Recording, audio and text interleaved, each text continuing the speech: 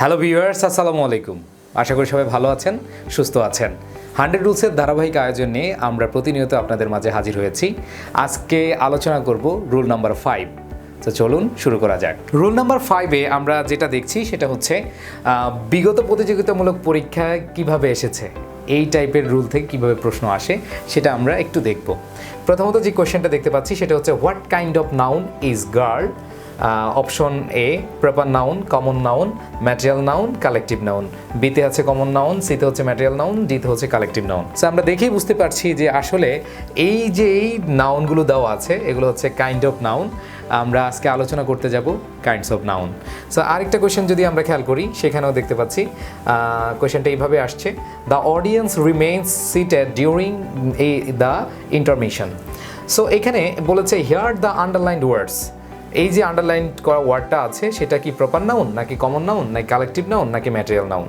So আমরা এতটুকু class করে বুঝতে পারলাম যে আজকের যে টপিক বা আজকের যে রুলটা সেটা হচ্ছে কাইন্ডস অফ নাউন। সো আমরা একেবারে চলে এসেছি আমাদের যে রুলে, সেই রুলে একটু খেয়াল করব। Kinds of noun, main two forms of noun. আসলে নাউনকে প্রধানত দুইটা ভাগে ভাগ করা হয়েছে, একটা হচ্ছে অ্যাবস্ট্রাক্ট নাউন আর একটা হচ্ছে কনক্রিট নাউন। সো অ্যাবস্ট্রাক্ট নাউনের আমরা আলাদা করে কোনো প্রকার দেখতে পাচ্ছি না, বাট কনক্রিট নাউনের 4টা প্রকারভেদ এখানে দেখতে পাচ্ছি। সব মিলিয়ে হচ্ছে 5 প্রকার, সব মিলিয়ে কত? 5 প্রকার। সো আমরা একটু দেখি আসলে প্রথমত যেটা দেওয়া আছে সেটা হচ্ছে অ্যাবস্ট্রাক্ট নাউন।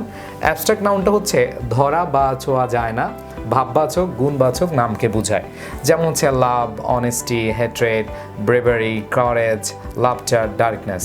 এই যে এইগুলো নাউনগুলো দেখছেন, এই যে ভালোবাসা, ভালোবাসা কি ধরা যায় বা ছোঁয়া যায়? ছোঁয়া যায় না, ধরাও যায় না।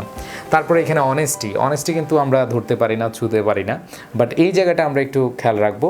যতগুলো ওয়ার্ড দেওয়া আছে কোনোটাকেই আসলে আমরা চাইলে আমরা টাচ করতে পারি না, বা এই জায়গাটা আমরা বুঝতে পারি যে এগুলো হচ্ছে ভাববাচক বা গুণবাচক নামকে বোঝায়।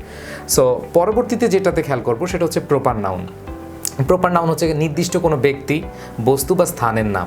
স্বাভাবিকভাবে আমি মহসিন পাটোয়ারি, আমার একটা নাম আছে, আপনি ওমর ফারুক, আপনি হচ্ছেন উজ্জ্বল, আপনি হচ্ছেন রায়হান, আপনি হচ্ছেন জলিল, যাই বলেন না কেন আমাদের সবার একটা ইন্ডিভিজুয়াল নাম আছে। সো এই নামগুলো হচ্ছে প্রপার নাউন। এছাড়া যদি আমরা কোনো বস্তু বা স্থানের নাম বলি, যেমন ঢাকা, চিটাগং, বরিশাল, এগুলো কিন্তু স্থানের নাম। সো স্থানের নামগুলো হচ্ছে কি প্রপার নাউন। এরপরে যদি আমরা কোনো বস্তুর নাম বলি, স্বাভাবিকভাবে আমরা যদি কোনো একটা বস্তুকে বুঝাই, যেমন হচ্ছে পেন, পেনটাও কি প্রপার নাউন। সো এই জায়গাটা আমরা খেয়াল করব, সেটা হচ্ছে কোনো স্থান, বস্তু বা হচ্ছে ব্যক্তির নাম হচ্ছে কি নাউন, আমরা প্রপার নাউন হিসেবে বুঝবো। এবার আসে আমরা একটু খেয়াল করবো কমন নাউন। একই শ্রেণীর বা একই জাতীয় সবাইকে বা এদের প্রত্যেককে বুঝালে সেটা কি হয়? কমন নাউন হয়। সো এখানে আমরা দেখতে পাচ্ছি country, city, president, flower, student. যেমন বাংলাদেশ, বাংলাদেশ একটি দেশের নাম, বাট এদের সমষ্টি প্রতিটা দেশকে আমরা কান্ট্রি হিসেবে আখ্যায়িত করি, সেক্ষেত্রে কান্ট্রিটা হচ্ছে কি কমন নাউন। এরপরে আমরা যদি বলি সিটি, সিটি হচ্ছে যেমন ঢাকা সিটি, রংপুর সিটি, তারপর হচ্ছে বরিশাল সিটি, এগুলো কিন্তু সিটি আলাদা আলাদা, বাট যখন সিটি বলবো তখন সেটা হচ্ছে কি কমন নাউন। তারপরে আমরা দেখতে পাচ্ছি এখানে প্রেসিডেন্ট, ফ্লাওয়ার। যেমন এখানে আমরা বলি ফ্লাওয়ার, ফ্লাওয়ারের ভিতর আছে রোজ আছে, লিলি আছে, এগুলো হচ্ছে ফ্লাওয়ার। বাট যদি আমরা আলাদা আলাদা রোজকে বলি তাহলে সেটা কি হয়ে যাবে? প্রপার নাউন হবে। আমি এগুলো একটু উদাহরণ দিয়ে একটু পরেই বুঝাবো, জাস্ট হচ্ছে আপনাদের একটা আইডিয়া দিচ্ছি। এরপরে আমরা খেয়াল করবো কালেকটিভ নাউন। কালেকটিভ নাউন একই জাতীয় কতগুলো ব্যক্তি বা বস্তুকে সমষ্টিগতভাবে বোঝায়। স্বাভাবিকভাবে এখানে দেখতে পাচ্ছি আর্মি, অনেকগুলো মানুষের সমষ্টি সেখানে। তারপর হচ্ছে হার্ড, লাইব্রেরি, জুরি, প্যাক, ক্রাউড, কমিটি, এগুলো হচ্ছে কালেকটিভ নাউন। মানে হচ্ছে এক জাতীয় কতগুলো ব্যক্তি বা বস্তু সমষ্টিকে আমরা কি বলবো? কালেকটিভ নাউন বলবো। অ্যান্ড পরবর্তীতে আছে ম্যাটেরিয়াল নাউন। ম্যাটেরিয়াল নাউনে আমরা যেটা দেখতে পাচ্ছি gold, oil, water, milk, iron, rice, soap, paper, এগুলো হচ্ছে আমরা যেটা দেখতে পাচ্ছি সেগুলো হচ্ছে ম্যাটেরিয়াল নাউন। কোনো বস্তু দ্বারা যেগুলো উপাদান নিয়ে গঠিত হয় সেগুলো হচ্ছে কি আমরা ম্যাটেরিয়াল নাউন হিসেবে ধরবো। এবার আমরা একটু দেখি আসলে কোয়েশ্চেনগুলো কীভাবে আসে, আর কোয়েশ্চেনের ভিতরেই আমি আসলে আরও কিছু জিনিস বুঝাবো, কারণ কোয়েশ্চেনগুলো কনফিউজিং হতে পারে আবার সহজও হতে পারে। সহজগুলো আমরা দেখলে বুঝতে পারবো, বাট যেগুলো কনফিউজিং সেগুলো আমরা একটু বিস্তারিত আলোচনা করে বোঝার চেষ্টা করব। সো এখানে দেখতে পাচ্ছি which of the following is proper noun, এখানে কোনটা আসলে প্রপার নাউন। এখানে কার আছে, ফার্স্ট আছে, রেইন আছে, রবীন্দ্রনাথ আছে। সো আমরা প্রপার নাউনটা সম্পর্কে পড়েছি যে কোনো ব্যক্তির নাম, স্থানের নাম, বস্তুর নামকে বোঝায় হচ্ছে কি প্রপার নাউন, তাই তো। সো এখানে আমরা দেখতে পাচ্ছি ডি নাম্বার অপশনে রবীন্দ্রনাথ একটা ব্যক্তির নাম আছে। সো একজন ব্যক্তির নাম যেহেতু আছে, দ্যাট মিনস এটা হচ্ছে কি প্রপার নাউন হবে। সো এই ক্ষেত্রে আমি উদাহরণ দিয়ে এখানে বোঝানোর চেষ্টা করেছি, বিশেষ করে এক্সপ্লেনেশন একটু খেয়াল করবেন সবাই, যে নাউন দ্বারা কোনো নির্দিষ্ট ব্যক্তি, বস্তু বা স্থানের নাম বোঝায় তাকে প্রপার নাউন বলে। I like the story of Shakespeare, এখানে আমরা দেখতে পাচ্ছি শেক্সপিয়ার নির্দিষ্ট একজন ব্যক্তির নাম। We plan to visit Sylhet একটা নির্দিষ্ট জায়গার নাম। Have you ever seen Taj Mahal একটা স্থাপনার নাম। এখানে কার হলো কমন নাউন, ফার্স্ট হলো অ্যাবস্ট্রাক্ট নাউন, রেইন হলো ম্যাটেরিয়াল নাউন। সো এখানে আমরা দেখতে পাচ্ছি রবীন্দ্রনাথ হলো কি প্রপার নাউন। তো সঠিক উত্তরটা আমরা দেখতে পাচ্ছি রবীন্দ্রনাথ।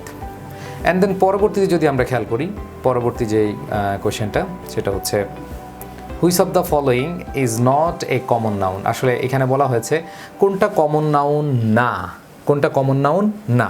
সো এই জায়গাটা আমরা দেখতে পাচ্ছি ম্যান, ভিলেজ, রিভার, তারপর হচ্ছে কি চিটাগং। সো এখানে আমি যে জিনিসটা একটু বোঝানোর চেষ্টা করছি, আমি এক্সপ্লেনেশনটা একটু পড়াচ্ছি, তাতে আপনারা একটু ভালোভাবে বুঝতে পারবেন। চিটাগং একটা নির্দিষ্ট স্থানের নাম। সো আমরা বলেছিলাম নির্দিষ্ট স্থানের নাম হলে সেটা কি হয়, সেটা হচ্ছে প্রপার নাউন হয়। তো আমাদের বলেছে কমন নাউন কোনটা নয়, দ্যাট মিন্স প্রপার নাউন যেটা সেটাই তো কমন নাউন না, তাহলে সেক্ষেত্রে আমাদের কী হবে চিটাগং। সো এই জায়গাটা একটু খেয়াল করি, আরও একটু বোঝার চেষ্টা করি যে প্রপার নাউনগুলো আমরা এখানে দেখতে পাচ্ছি পার্সন, একটা থিং অথবা প্লেস, যেমন আমিন, তুহিন, নূর, কায়সার, অথবা থিংস কুরআন, জানুয়ারি, ফ্রাইডে, ডেল, ইংলিশ, ম্যানুয়াল। এরপর হচ্ছে যে ঢাকা, রাজশাহী, তারপর হচ্ছে বাংলা বান্দা, এশিয়া, আমেরিকা, এগুলো হচ্ছে কি প্লেসের নাম, থিংস বস্তুর নাম, আর একটা হচ্ছে কি ব্যক্তির নাম। সো এগুলা থাকলে আমরা প্রপার নাউন ধরি। যেহেতু বলেছে কোনটা কমন নাউন না, তার মানে যেটা কমন নাউন না, man common noun, village common noun, river কি কমন নাউন। যেমন অনেকে বলতে পারে যে ম্যানটা কিভাবে কমন নাউন, যেমন আমি, মহসিন, উজ্জ্বল, রায়হান, এগুলো মিলেও আসলে কি হয়, কোনো ব্যক্তিকে আমরা বুঝাই, ম্যানকে বুঝাই, পুরুষকে বুঝাই। সো এই জায়গাটায় আমরা বুঝতে পারবো যে মহসিন হচ্ছে অবশ্যই প্রপার নাউন, বা মহসিন একজন মানুষ, সেটা হচ্ছে কি যে মানুষটা সেটা হচ্ছে কি কমন নাউন। ওকে, বিস্তারিত আরও পড়বো আমরা, প্রতিটা প্রশ্নের সাথে এগুলো পড়লে আশা করি আরও ক্লিয়ার হবেন।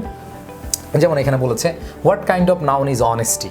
সো অনেস্টি আমরা এর আগেও বলেছিলাম, অনেস্টি, লাভ, ব্রেভারি, এগুলো হচ্ছে আসলে ধরা যায় না বা ছোঁয়া যায় না, এগুলো হচ্ছে কি অ্যাবস্ট্রাক্ট নাউন। সো আমরা খুব ভালোভাবে বলতে পারবো এটা হচ্ছে কি অ্যাবস্ট্রাক্ট নাউন। সো আমাদের অ্যান্সার হবে সি। এবার বলেছে find out the common noun, এখানে বলেছে কোনটা কমন নাউন। ঠিক আছে, এখানে কিন্তু আমরা দেখতে পাচ্ছি যে আসলে কমন নাউন কোনটা। সো আমি এই জায়গাটায় আমি একটু বোঝানোর চেষ্টা করবো এক্সপ্লেনেশন দিয়ে। আমি এখানে বইতে খুব ভালোভাবে দেওয়ার চেষ্টা করেছি যাতে করে আপনাদের কোনো কনফিউশন না থাকে। যেমন হচ্ছে যে নাউন দ্বারা একই জাতীয় কোনো ব্যক্তি, বস্তু বা প্রাণীকে নির্দিষ্ট করে না বুঝিয়ে সে জাতীয় সকলকে একসাথে বোঝায় তাকে কমন নাউন বলে। ঠিক আছে, যেমন স্টুডেন্ট, বুক, ডগ, তারপর হচ্ছে flower, flock collective noun, bunch হলো কালেকটিভ নাউন, সিটি হলো কমন নাউন। এখানে আমরা দেখতে পাচ্ছি ফ্লোক, এখানে যেটা আছে সেটা হচ্ছে collective noun, and bunch collective noun, তারপর হচ্ছে সিটি হলো কমন নাউন, ঢাকা হচ্ছে প্রপার নাউন। সো আমরা জানি ঢাকা, বরিশাল, রাজশাহী এগুলো হচ্ছে কি সিটির নামকে বোঝায়, তো ওই নামটা হচ্ছে প্রপার নাউন, বাট টোটাল যেহেতু এগুলো হচ্ছে সিটিটা হচ্ছে কি কমন নাউন। সো এখানে আরও ক্লিয়ার হতে পারবেন যে আসলে কমন নাউনগুলো আমরা কীভাবে আইডেন্টিফাই করতে পারি। এই যে এখানে রয়েছে যে ম্যান অথবা স্টুডেন্ট, তপু একজন স্টুডেন্ট অথবা একজন মানুষ, ওবামা একজন স্টুডেন্ট অথবা মানুষ, আরিফ একজন স্টুডেন্ট বা মানুষ, রুমা একজন স্টুডেন্ট বা মানুষ, রুনা। তারপরে আমরা দেখি রিভারটা হচ্ছে কমন নাউন, বাট এই যে পদ্মা, যমুনা, মেঘনা এগুলো হচ্ছে কি প্রপার নাউন। তাহলে প্রপার নাউনের যে জায়গাটা শ্রেণীবাচককে বোঝায় হচ্ছে কি রিভার, তাহলে যে ওয়ার্ড শ্রেণীবাচক বা জাতিবাচক সাধারণ নামকে বোঝায় সেটা হচ্ছে কি কমন নাউন। তাহলে এই যে পদ্মা হচ্ছে প্রপার নাউন, যমুনা হচ্ছে প্রপার নাউন, মেঘনা হচ্ছে প্রপার নাউন, বাট এদের সবাইকে মিলে যদি আমরা বলি রিভার, দ্যাট মিনস হচ্ছে কি এটা কমন নাউন। অ্যান্ড দেন পরবর্তী দেখি রোজ, লিলি, সানফ্লাওয়ার, ভ্যালি, এগুলো হচ্ছে কি প্রপার নাউন, বাট আমরা যখন এদেরকে বলবো এগুলো হচ্ছে ফ্লাওয়ার, তাহলে ফ্লাওয়ার হচ্ছে কি কমন নাউন। আবার সিটির ভিতর দেখি ঢাকা, লন্ডন, মক্কা, এগুলো হচ্ছে কি সিটি। তো সেই ক্ষেত্রে হচ্ছে যখন আমরা সিটি বলবো তখন হবে কমন নাউন, বাট এদেরকে আলাদা আলাদা যখন আমরা বলবো তখন তারা হচ্ছে প্রপার নাউন। আশা করি এই যে প্রপার নাউন এবং কমন নাউনের মধ্যে যে ঝামেলাটা এটা আপনারা খুব সহজেই ক্লিয়ার হয়ে যেতে পেরেছেন। ওকে, আচ্ছা, সো আমরা একটু খেয়াল করবো পরবর্তীতে what kind of noun the word cattle, এখানে ক্যাটেলটা আসলে কোন নাউন? সো ক্যাটেল আমরা এর আগেও দেখেছি, সেটা হচ্ছে কালেকটিভ নাউন। তারপর আমি এখানে যে এক্সপ্লেনেশন আছে সেটা একটু খেয়াল করি।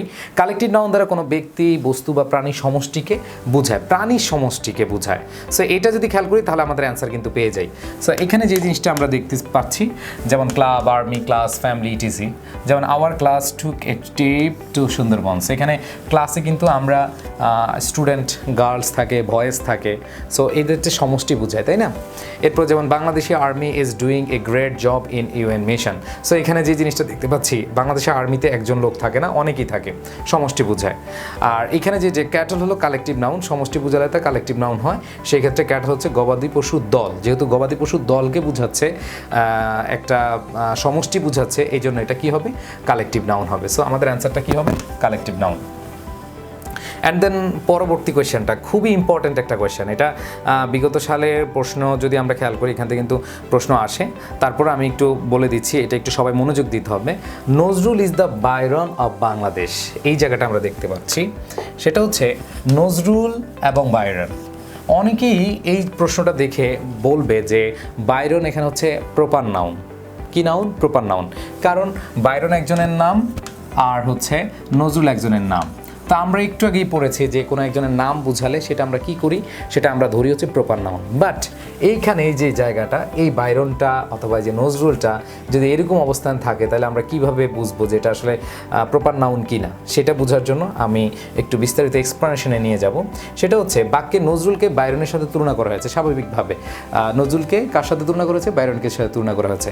সো দুইটা আমরা যদি আলাদাভাবে চিন্তা করি, কোনো উদাহরণ না, কিছু না, নজরুলও একটা প্রপার নাউন, বাইরন কি প্রপার নাউন, যদি আলাদাভাবে বোঝায়। বাট এখানে সেন্টেন্সে আমরা একটু দেখতে পাচ্ছি হালকা পার্থক্য তৈরি করছে। সেটা হচ্ছে, যদি এখানে খেয়াল করলে হবে, যদি একটি প্রপার নাউনকে অপর একটি প্রপার নাউনের সাথে তুলনা করা হয়, সেই ক্ষেত্রে কমন নাউন হয়। আশা করি বুঝতে পারছেন। তার মানে দুইটাই প্রপার নাউন, বাট যদি তুলনা করা হয়, সেই ক্ষেত্রে মনে রাখতে হবে একটা প্রপার নাউন হবে, একটা কি হবে? কমন নাউন হবে। যেমন a proper noun as common noun, এটা আর একটু ক্লিয়ার করে দিচ্ছি। সিমিলারিটি বা তুলনা করলে তুলনীয় প্রপার নাউনটি কি হয়ে যায়? কমন নাউন হয়ে যায়। এই ক্ষেত্রে কমন নাউনটির পূর্বে আর্টিকেল বসে, খুব সহজভাবে চিনতে পারবেন। এখন স্বাভাবিকভাবে কোনটা তুলনীয় না, এগুলো ধরেন বুঝতে পারছেন না। এখন কিভাবে আসলে বুঝবেন এটা আসলে শর্টকাটে কীভাবে বোঝা যায়? সেই ক্ষেত্রে আর্টিকেল যেটার সাথে থাকবে সেটাই কি হয়ে যাবে? কমন নাউন হয়ে যাবে। সো এখানে কি নজরুলের সাথে আছে নাকি হচ্ছে বাইরনের সাথে আছে? এখানে কার সাথে আছে? বাইরনের সাথে আছে। সো সেই ক্ষেত্রে আমরা মনে রাখবো, এখানে যেহেতু আছে সেই ক্ষেত্রে আমাদের মাথায় রাখবো সেটাই হচ্ছে কি? Common noun. তো নির্দিষ্ট করে বুঝলে দি, আর অনির্দিষ্ট করালে বা অনেকের মতো একজনকে বুঝালে এ অথবা কি অ্যান হয়। যেমন এখানে নজরুল হবে, Nazrul is the Shelley of Bangladesh. এই যে এখানে আমরা দেখতে পাচ্ছি শেলি আছে, এখানে আমরা দেখতে পাচ্ছি Nelson Mandela is an Abraham Lincoln in his ideals. তার মানে এইখানে যে জিনিসটা দেখতে পাচ্ছি, যার সাথে আর্টিকেল আছে, যার সাথে কি আছে? আর্টিকেল আছে, সেটাই কি হয়ে যাবে? কমন নাউন হয়ে যাবে। ঠিক আছে? তো এই জায়গাটা আমরা যদি মনে রাখতে পারি, তাহলে আমাদের আশা করি সব কিছু ক্লিয়ার হয়ে যাবে। সো আমাদের এইখানের অ্যান্সারটা আমরা তাহলে বলে দিতে পারি যে এখানে কমন নাউন, এখানে যে বাইরন আছে, বাইরনটা হচ্ছে কি? Common noun. ওকে, আশা করি বুঝতে পেরেছেন এটা। আমি এখানে এক্সপ্লেনেশনে সবই দেওয়ার চেষ্টা করেছি যাতে করে আপনাদের আর কোনো প্রবলেম না থাকে। স্লেভ শব্দটির অ্যাবস্ট্রাক্ট নাউন, স্বাভাবিকভাবে আমরা যদি নাউন খেয়াল করি, যদি কোনো ওয়ার্ডের শেষে আমরা খেয়াল করেছি যে CYAG IC RY ডম শিপ এগুলো থাকে, তাইলে সেটা কি হয়ে যায়? নাউন হয়ে যায়। এবং সেখানে আমরা দেখতে পাচ্ছি অ্যাবস্ট্রাক্ট নাউন, স্লেভ থেকে কি? স্লেভারি। এবার আমরা একটু পরের কোয়েশ্চেনটা দেখি। পরের কোয়েশ্চেনটা কি বলেছে? Wisdom is better then strength. So এই জায়গাটা একটু খেয়াল করব, এটা কি proper noun, collective noun, common noun না অ্যাবস্ট্রাক্ট নাউন, সেটা বলতে চেয়েছে বা জানতে চেয়েছে আমাদের কাছে। সো এই জায়গাটা হচ্ছে স্ট্রেংথ। স্ট্রেংথই ধরা যায়, ছোঁয়া যায়, আমরা কিন্তু এটা আসলে ফিল করে থাকি, তাই না? সো এই জায়গাটা আমরা মনে রাখবো, সেটা হচ্ছে কি? Abstract noun. সো এরকম কিছু অ্যাবস্ট্রাক্ট নাউন আমি এখানে দেওয়ার চেষ্টা করেছি, আপনারা চাইলে এখান থেকে দেখে নিতে পারবেন। আপনাদের যাদের কাছে বইটা আছে একটু পড়ে নেবেন, অনেকগুলো আছে যেগুলো আসলে আমাদের কি করে? অ্যাবস্ট্রাক্ট নাউন হিসেবে ব্যবহৃত হয়। সো এই ছিল আমাদের আজকের আয়োজন। আমরা হচ্ছে কাইন্ডস অফ নাউন সম্পর্কে জেনেছি। তো সেই ক্ষেত্রে আমরা দেখেছি যে অ্যাবস্ট্রাক্ট নাউন একটা, আর বাকি যে চারটা আছে সেটা হচ্ছে কনক্রিট নাউনের ভিতরে পড়ে, এবং আমরা সেগুলো বোঝার চেষ্টা করেছি। সো আজকের আয়োজন এই পর্যন্তই ইনশাল্লাহ। আমরা পরবর্তী আয়োজন নিয়ে চলে আসব। আর যারা হচ্ছে রীতিমতো ক্লাসগুলো দেখেন, আমাদের ক্লাসগুলো আপনাদের উপকার হচ্ছে কি না সেগুলো কমেন্টে জানাবেন। অবশ্যই চ্যানেলটি সাবস্ক্রাইব করবেন আর বইটি সংগ্রহে রাখবেন। আশা করি ইনশাআল্লাহ আপনাদের কম্পিটিটিভ এক্সামে আপনাদের অনেক বেশি উপকার হবে। সবাই ভালো থাকবেন, সুস্থ থাকবেন। আল্লাহ হাফেজ, আসসালামু আলাইকুম।